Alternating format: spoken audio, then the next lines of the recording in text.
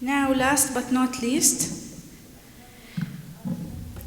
it gives me a pleasure to introduce Dr. Mohamed Babiker. He is a pediatric consultant neurologist and the head of Department of Pediatric Neurology at Jalila Children's Speciality Hospital in Dubai. Dr. Mohamed will talk to us about another rare disease, AADC Deficiency, a rare but treatable neurotransmitter disorder. Dr. Mohamed.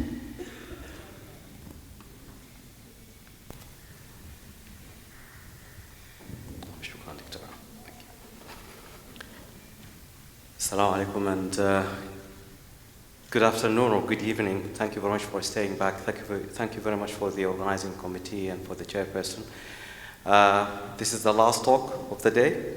I promise, although it sounds quite complicated, AADC deficiency, but I will make a promise that I will try to make it as simple as possible and hopefully as fast as possible so that we can all go. So,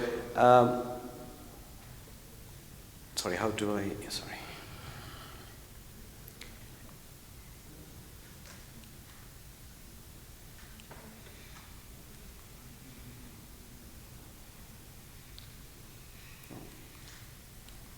Sorry, how can I?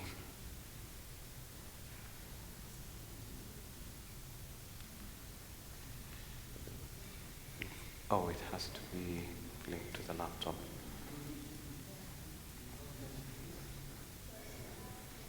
Sorry about that. No, it's not working. It has to be linked to the laptop, I believe. Yes. Thank you. So this is my disclosure. I have received an honorarium from PTC Therapeutics, and I just would like, because I will be presenting a few videos of patients, so I would really appreciate if you don't take any videos. So the objectives from this talk is just really to give you a bit of an overview about AADC deficiency, which is a rare neurotransmitter disorder. We will be talking about it, highlighting the genetic and the metabolic basis of this rather rare disorder, to review the key signs and symptoms, and hopefully we'll go through them, hopefully present you with some videos so you'll be able to recognize these symptoms and signs within the context of this condition. Talk a little bit about the diagnostic test, how we screen for these patients, and also to just briefly talk about how we manage these patients.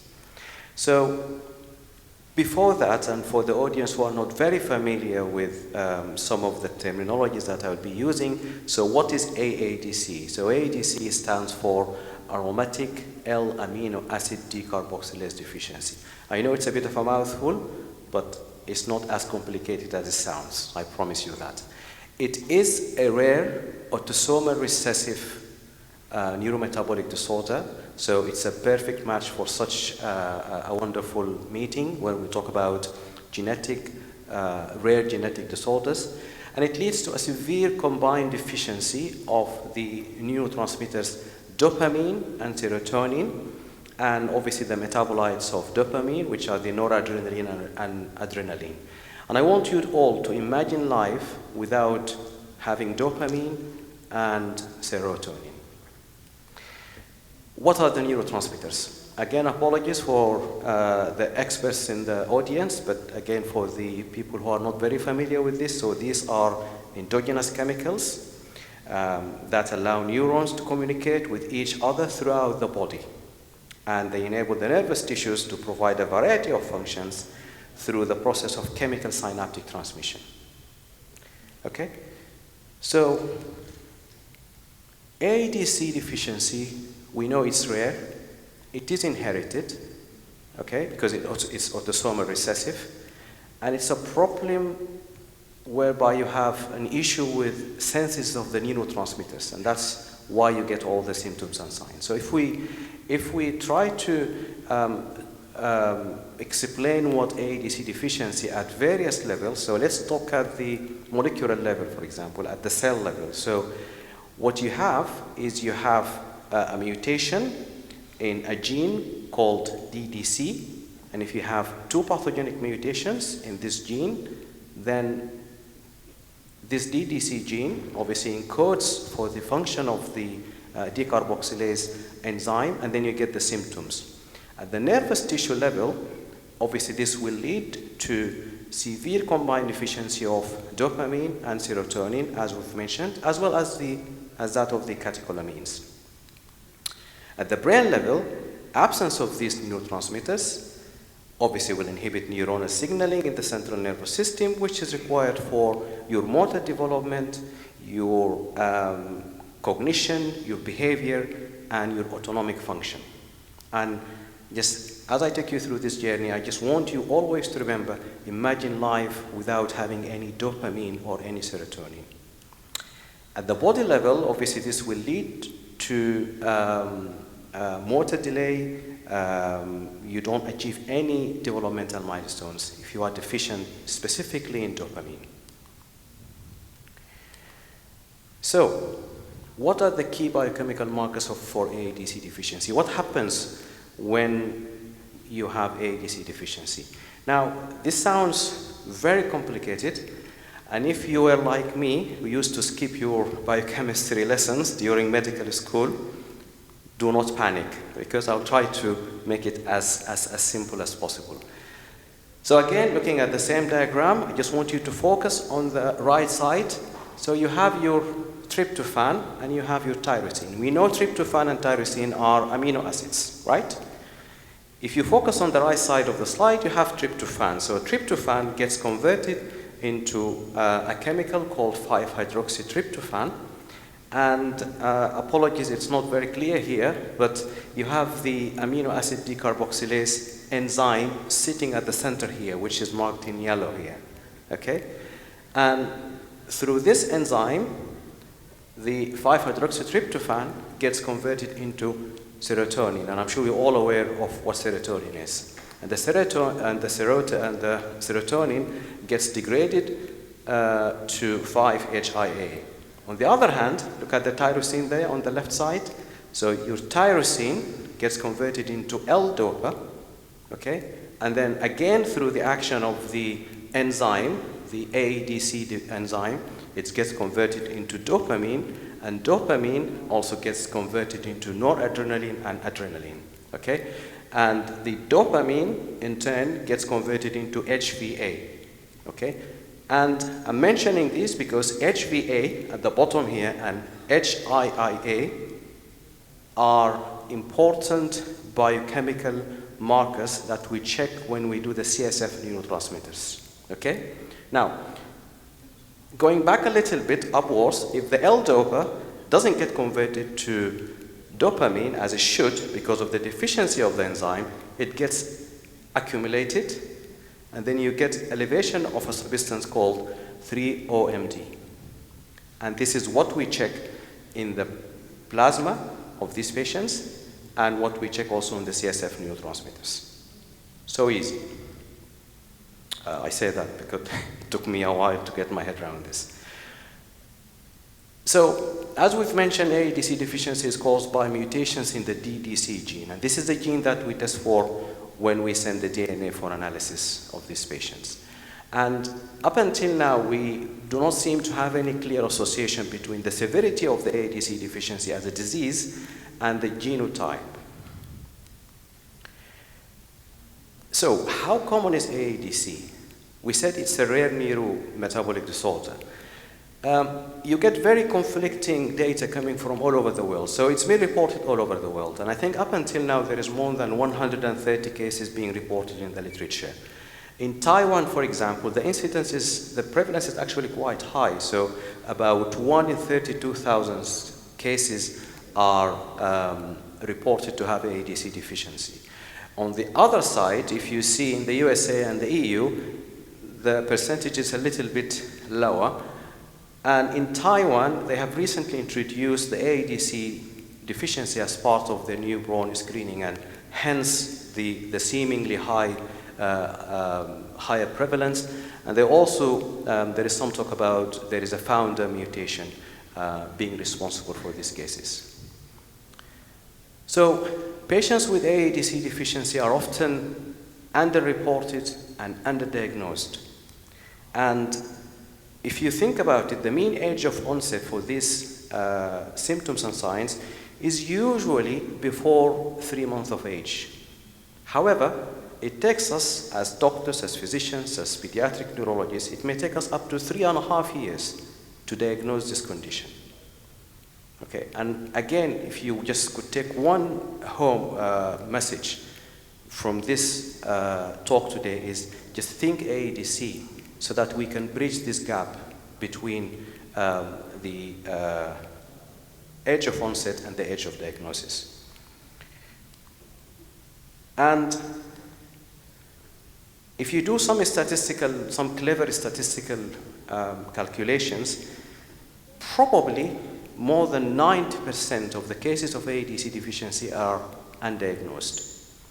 And I think we, as a medical community, as a healthcare community, it's our role to reach out to those 90% of the cases who are undiagnosed and to identify them, diagnose them, and start treating them as early as we can. So if you think about this, it's about probably 1 in 900 children living here in Dubai might be having AADC deficiency that we do not know about. So it's not as rare as, as people keep saying.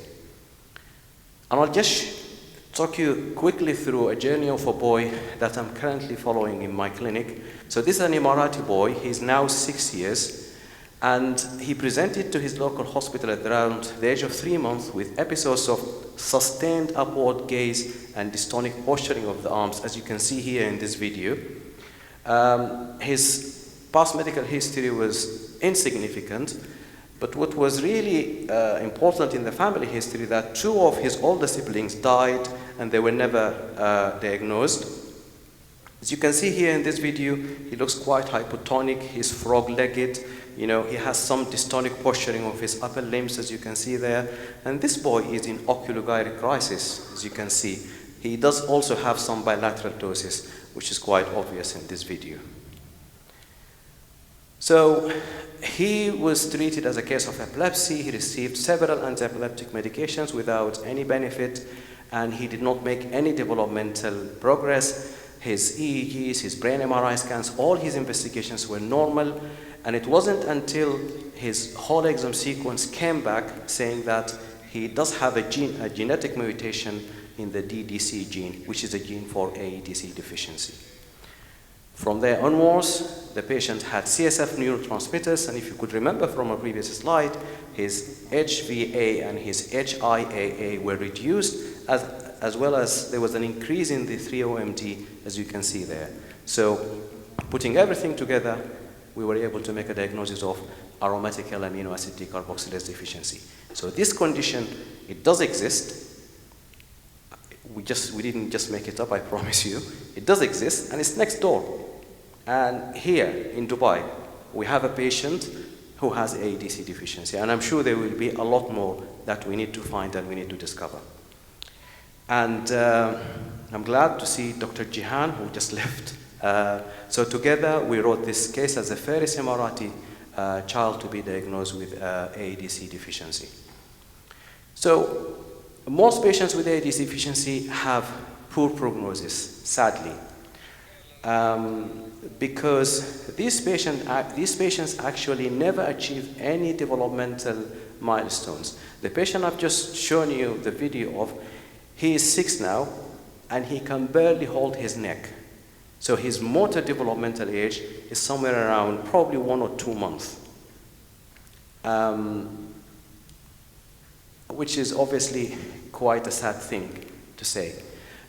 So what are the typical symptoms and signs? So common symptoms are hypokinesia. They don't move a lot. Hypotonia. Some of these patients may also have hypertonia, oculogyric crisis, developmental delay, ptosis, excessive sweating. My patient, mom would tell you that she would just change the bed sheets pretty much every hour because of the excessiveness of the sweat that he has. And they also have dystonia. Less common features, they may have a sleep disturbance. Only 5 or 10% of these patients may have epileptic seizures, dysphoria. They may look like as if they have autism. And they may have extra neurological manifestations such as constipation, diarrhea, short stature, feeding difficulties. My patient is on PEG tube because he just cannot swallow. And they may have hypoglycemic episodes and temperature instability. So the main three features that we often see in patients with AADC are, as you can see here on the right side of the slide, hypotonia, which is seen in 75% of the cases, oculogyric crisis, seen in about 2/3 of the cases, and developmental delay, which is again seen in about 2/3 of the cases. Typically, these patients will have normal brain MRI scans, no matter how often you repeat the MRI scan. So it's not really a useful diagnostic tool. And the differential diagnosis is one of the major problems with these patients, because often these patients may be diagnosed as having epilepsy or cerebral palsy, whereas actually, there are other features that would differentiate these patients from such diagnoses. So they might be diagnosed with movement disorders, dystonia, cerebral palsy. As I mentioned, epilepsy is there. Some of them may even be mislabeled as having behavioral or behavioral problems or even autism. So how can we differentiate? If you take cerebral palsy, which is a common diagnosis that we often see in our clinics and in our practice, many of these patients will have a lot of similarities. So many of them may have dystonia, developmental delay in both conditions. But when it comes to the oculogyric crisis, you tend to see it more in patients with AADC deficiency, autonomic dysfunction. Patients with CP hardly ever gets any autonomic dysfunction symptoms. And the MRI scan, again, that's a big diagnostic handle. Patients with cerebral palsy tend to have abnormal brain MRI scans. Patients with AAD deficiency do not have abnormal brain MRI scans.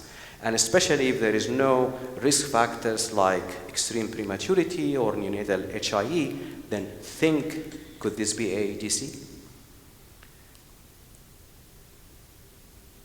So, oculogyric crisis, we've talked about it. So this is a case of AADC deficiency. And as you can see that she's having this sustained upward gaze, which is the oculogyric crisis. Our colleagues in psychiatry and in adult medicine, adult neurology, they see these cases when, due as a side effect of medications, but we hardly ever see this specific sign in pediatrics. So whenever you see this, I'm not saying that it's pathognomonic, but always please consider AADC deficiency. And it's thought to be because of the dystonia of the extraocular muscles. Epileptic seizures can be confused with AADC because many of these patients may have paroxysmal movement disorders such as dystonia, abnormal posturing, and also the oculogyric crisis itself might be mistaken for focal epileptic seizures. So in that case, sometimes you may need to get an ictal EEG just to differentiate between the two conditions. So how can we achieve a successful diagnosis of AADC deficiency? So, in summary, you have a patient who presents to you with hypotonia and delayed motor development. Ask yourself, do they have a movement disorder, such as oculogyric crisis, dystonia, hypokinesia, they're not moving that much? And in addition to that, if they also have autonomic symptoms, as manifested in ptosis, temperature instability, one moment the child is hypothermic, one moment they have normal temperature. Nasal congestion, we see this a lot in these patients. Excessive sweating, as I've mentioned earlier. So if you see this in any combination, test for AADC deficiency. Screen for it. And also you need to consider the differential diagnosis, as we've mentioned. Could it be cerebral palsy, epilepsy, or even things like mitochondrial disorders? So, how do we test? So, in order for us to make a diagnosis of AADC deficiency, we're following the consensus guidelines, which was published back in 2017, and you need to have two of those three things. So, on your genetic testing, if you have pathogenic variants in the DDC gene, And if you check for the plasma enzyme assay, if you could demonstrate low levels of the AADC enzyme, or if you have facilities, if you could do CSF neurotransmitters, and if you find those abnormalities as highlighted here and as we've spoken about earlier, then if you have 2 of those, then your diagnosis is there, which is AADC deficiency. How do we screen? Somebody might say, well, I don't have facility to do CSF neurotransmitters in my hospital. You know, and I'm not, by the way, marketing for PTC Therapeutics, but they're very, very good. They can provide you with dried blood spot. Just take it. They will come collect it from you, and then they actually check for the 3-OMD levels. And if that is high, then you need to proceed for your next level of testing, such as genetics or CSF neurotransmitters. You can also do urinary testing, which I'm sure is widely available in many healthcare facilities here and around the area. So, going back to our patient, it was very useful that we have this document in our hands, which talks about how can we manage these patients. And it's a little bit complicated, we're not going to go through it, but it tells you exactly what's your first line of therapy, how you need to move on, what medications to avoid. And it's really, really important to, obviously, first of all, identify these patients and treat them in the right manner.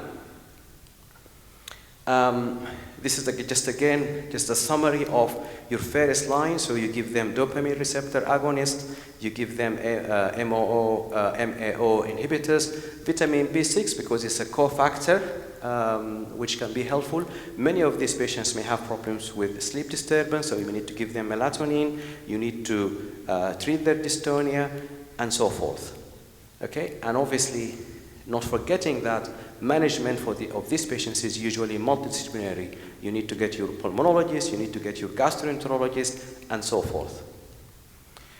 And what is really, really exciting, and what has really been a game changer in the last few years, is that, you know, seminal papers like this, which talked about gene therapy for AADC deficiency, and it's a life-changing type of treatment. So what they do is they inject the gene therapy inside the putamina, the basal ganglia of the patient. So obviously it needs hysterectomy surgery for that. But you know, the efficacy and the safety of the gene therapy has been proven. Many of these patients start to regain some of their developmental milestones. They stop having the oculogyric crisis, and their quality of life improves significantly. So, just to sum up, AADC deficiency is a rare, well, we think it's rare, but it's not that rare. It's an inherited disorder of neurotransmitter synthesis caused by mutations in the DDC gene. And the disease is characterized by a wide range of clinical presentations, which includes hypotonia, oculogyric crisis, developmental delay, and these are the most important 3 symptoms and signs that many of these patients will have. And any child presenting with oculogyric crisis, hypotonia, and developmental delay should be evaluated for AADC deficiency. And to confirm the diagnosis of AADC deficiency, as we've just mentioned, you need to have 2 out of 3 tests, which include either CSF neurotransmitters, plasma enzyme assay, and the single gene or genetic panel testing confirming the mutations in the DDC gene. And the guidelines would recommend confirming the AADC deficiency with genetic testing, because obviously this is important in terms of genetic counseling. And again, the take-home message, it is rare, but it is potentially treatable. And now we have tools that could improve or could prolong the lives of these patients, and it could improve their and their families' quality of life. And with that, I finish, and thank you very much for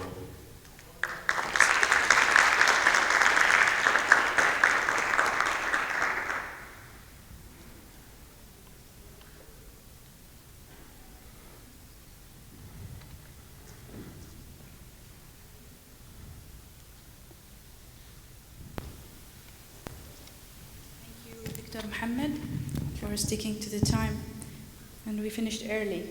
Good. So any questions or comments? I do have a question. So the classical treatment is to give all the medications you have mentioned, the L-DOPA and all these medications. What about the interaction between all these medications and side effects in pediatric patients? Yeah, absolutely. I think that's a very good question. You know, my patient at the moment is taking about 6 or 7 medications altogether, which is, like you say, you know, you run the risk of polypharmacy, you run the risk of interaction, you run the risk of side effects. And that's why we got too excited when we heard about this gene therapy in the horizon. And at the moment, I have to say, patient is okay, but he hasn't made any developmental progress. He's still getting oculogyric crisis. He's still getting dystonia, which is very difficult to treat. He still gets a lot of respiratory infections needing hospitalization.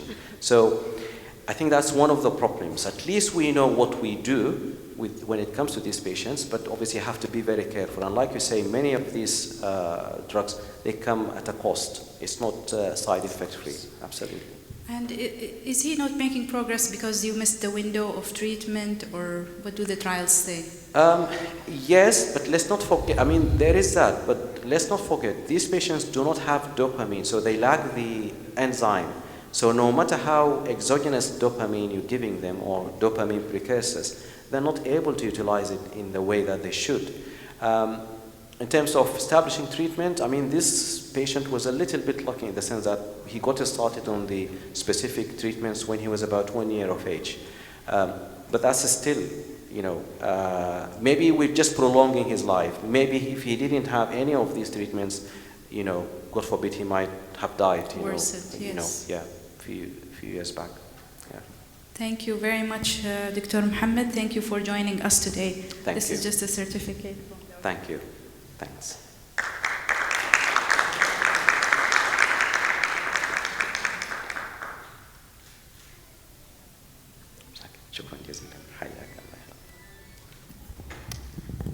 And I think we are closing for the day. Anything you want to say, Dr. Ayman, or housekeeping? Nothing? Thank you, everyone, for staying that late. And we will see you tomorrow, inshallah, at 8:30. Thank you.